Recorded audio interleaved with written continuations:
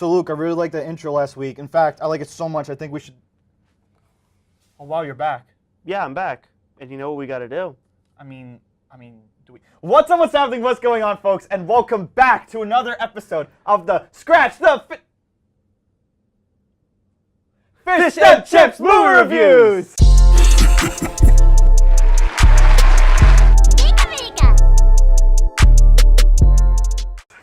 I'm Matt Fish Fischioni. And I'm Sam Chips Cohen. And welcome to the one and the only talk show where we talk about movies, we review movies, and we recommend movies as well. So thank you all for joining us for yet another episode.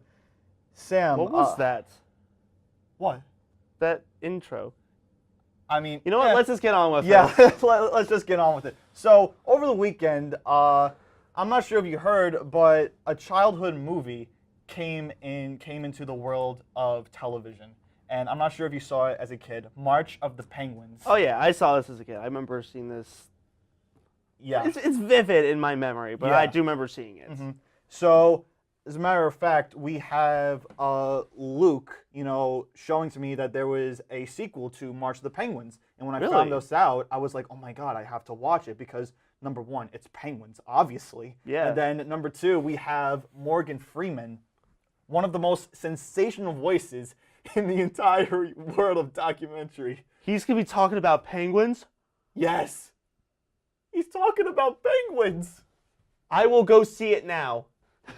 As you should. But honestly, just like the first one, it's all about penguins and their natural habitat, all about their journey through life, death, growth. It was just a wonder to watch. And if you're someone out there who has seen the first ever March of the Penguins, you should definitely see the sequel as well. And we have a upcoming movie, and oof, I mean, we have a yeah. I mean, we have a I can't believe it's about to be the last movie of it. Yeah, and it is Avengers Endgame.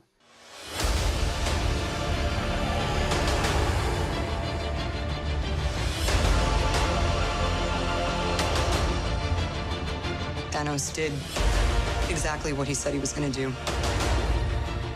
He wiped out 50% of all living creatures. I need to. This is wow. I would like to quote something from the Russ's Soul, Doctor Strange. Oh, okay then. We're in the end game now. And it's about to get real because we are about to see some characters where we're going to say goodbye, but we're not even sure if they're going to we're not going to sure if they're going to stick around or not, or we're going to see some new faces. We're not even sure if Thanos is going to be beaten, but I will say that what I've heard, Avengers Endgame will have the last ever appearance from the man himself, Stan Lee. I mean, a fitting movie for him to be gone. I mean, I wouldn't say be gone, but for him to lay rest in our Marvel Cinematic Universe. Yeah. You know what I'm gonna say? I'm very excited. I've said it many times on this show. I'm excited, even though I feel like I know what's gonna happen. I don't know. It's just a guess. I'm ready. I want to go see this. Yeah. And hopefully Spider-Man comes back. That's all I want. Yeah. I only want to see Spider-Man come back. Yeah. I mean, we don't even know if the new movie Far From Home will take place before the events of Infinity War or even after Endgame. But at the end, we're just going to have to find out. And with that, Sam, I believe you have a movie that you want to review for us today. Yep. So as this is close to Easter and Passover, the movie I picked is called The Life of Brian. And this was made by the legendary comedy group called Monty Python. And the actors who play this is John Cleese, Terry Gilliam, Graham Chapman, Terry Jones, Michael Palin, and Eric Idle. So this movie was made in 1978, and it tells us, and it's the story. The story is set in Jerusalem during the Roman Empire and there's this character, Brian Cohen, he's not related to me, is mistaken for the Messiah after a series of ridiculous and hilarious events that happen to him. That's basically the movie. It's so absolutely funny, and it's probably considered by a lot, or it's considered by me to probably be one of the greatest comedy movies out there. Really? But it also comes with some never knew controversy. So when the movie came out, a lot of religious groups, mostly Christians or believers of Christ, banned the movie from a bunch of cinemas because it was blasphemy. Oh wow. So in some cinemas, it was never shown, but to other places it was shown, and a lot of people love it. And this was part of Monty Python. They do a lot of this stuff on their TV show. Wow. So this is just part of Monty Python's whole game.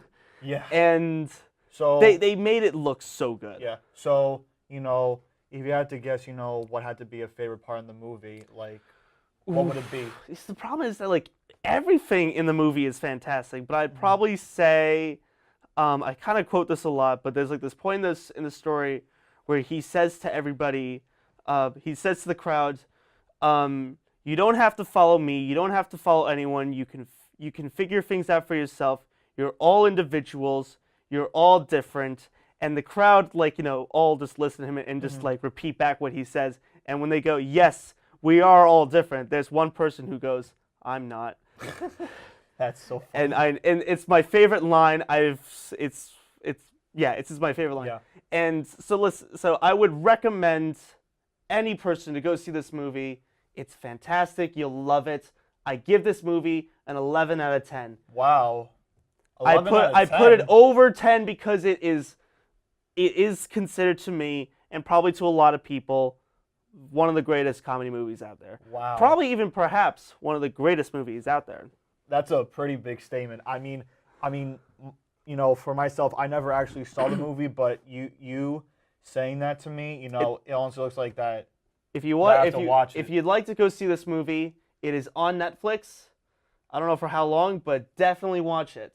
That movie, the Holy Grail, and their TV show, Monty Python and the Flying Circus, I'd recommend it.